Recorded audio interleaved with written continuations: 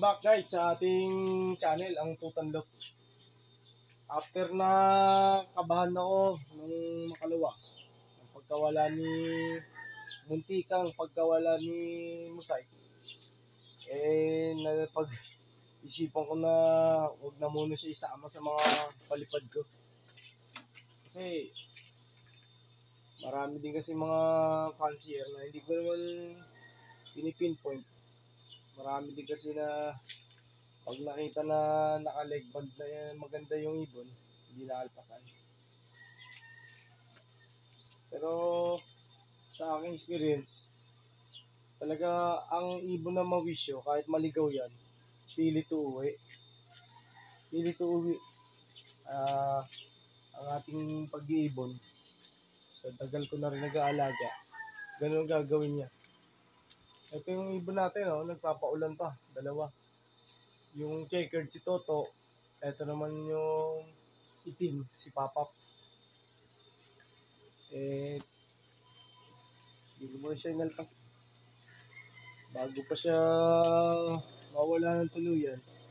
Kasi 5 hash yung ano niya eh. 500 yung sing-sing niya.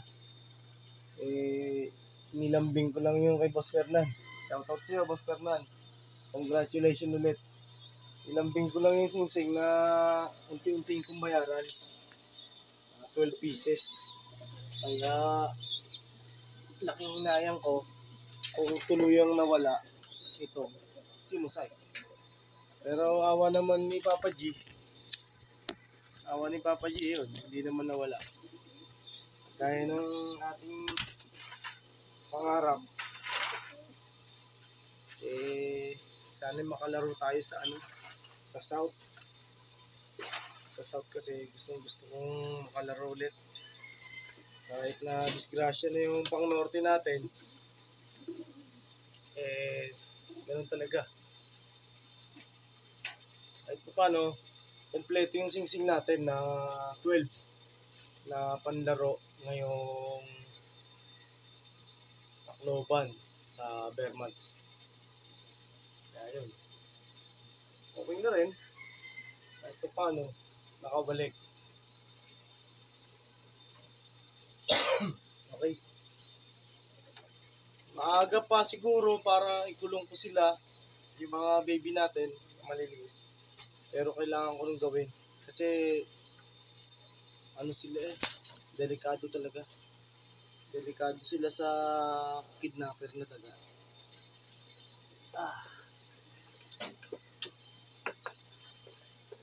Simulan ko dito kay Black Check. Kay Black Check sa kay Mazda. Ito, kalapatids. Sinimulan ko na ikulong para hindi sila magdelikado. Ang delikado kasi, madali sila ng daga.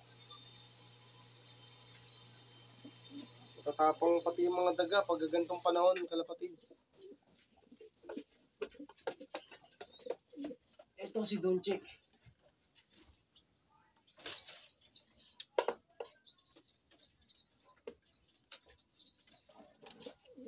Kulong na natin, kalapatids. Habang maaga.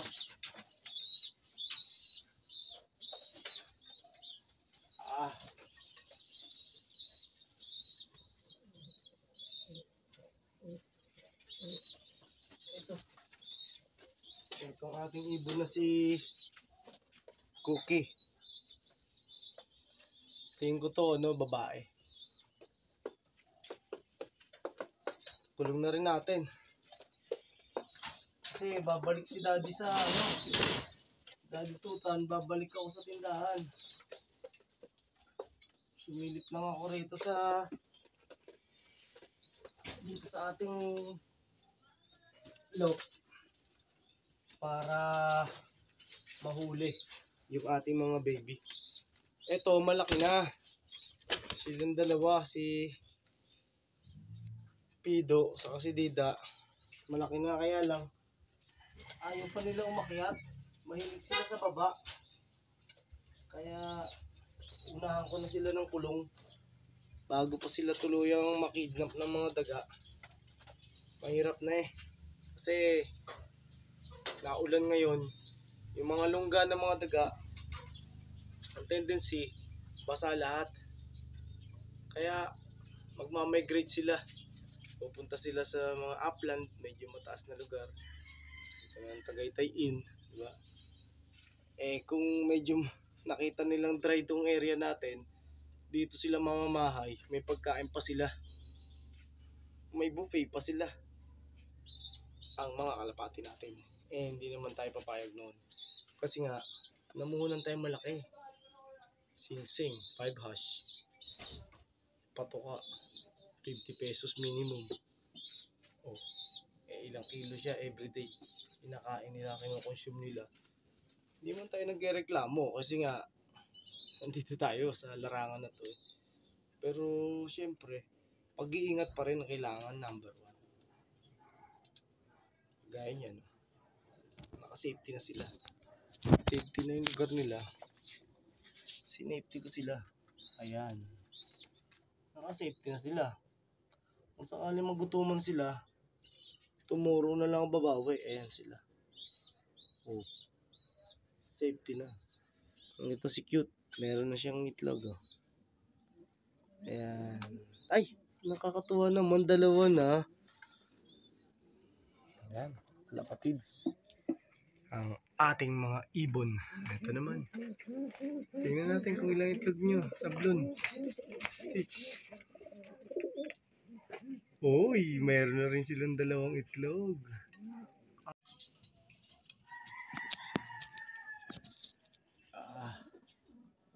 Ito kalapatids, ang ating ibon na si may itlog na to. Ang asawa niya si Cute. Pinagtiwalaan ko ng ilabas to. Kasi nawala siya sa karera. Unlike si Red, nawala siya sa pagkawala. Hindi ko alam kung paano siya nawala. Anyway, thank you so much kalapatid sa pakikinig, panonood, pagsuporta sa ating channel, ang Tutanlop. Hayaan nyo kaming pasalamatan kayo ng taas puso sa amin na totoo kami sa inyo. Sana po magkaroon na tayo ng magandang resulta sa pagdating nitong bear months kasi pinaghahandaan natin sa south. Sana magkaroon ng magandang mga inakay. Makahihabol na natin ng totally para lang tayo, pagkain, supplement, ganun na lang. Kasi ang hirap Ang hirap pagka humabol pa tayo ng inakay. Napakabata na ng ibon pagdating ng September. Napakabata para i-training. Anyways, thank you so much. Mangarap lang po tayo ng mangarap at libre naman. Yan ang ating kailangan. Grind lang everyday. Grind lang ng grind. Sa mga nagawa ng hindi maganda sa kapwa niya, tama na yan. Enjoy nyo na lang ang buhay. Huwag kayong mga apak ng kapwa mo. Yung pinakamagandang biyaya nyo makukuha sa langit. Huwag na dito sa lupa. Lahat ng kasamaan, iwanan natin dito sa lupa. Kasi wala namang pupuntahan ng ang paggawa ng di maganda. Ganun talaga buhay. Ang example ko sa inyo, ang kape. Timpla ka ng kape. Pag timpla mo ng kape, maitim. Subukan nyo. Lagay nyo ng 2 piso, 250 na creamer. Coffee mate. Kaya 3 pisong coffee mate. Iba na agad ang kulay, lamang agad ang puti. At kailanman hindi man nanaig ang kasamaan sa kabutihan. Maraming po salamat. God bless you all. Regardless sa relihiyon, sa ating mga kalapatids. Hindi natin, isa po akong Katoliko at proud ako doon. Hindi po ako isang pastor para inyong paniwalaan. Pero yung nasa puso ko lang ang sinasabi ko sa inyo. Salamat po. Arigato gozaimasu. Marami po salamat.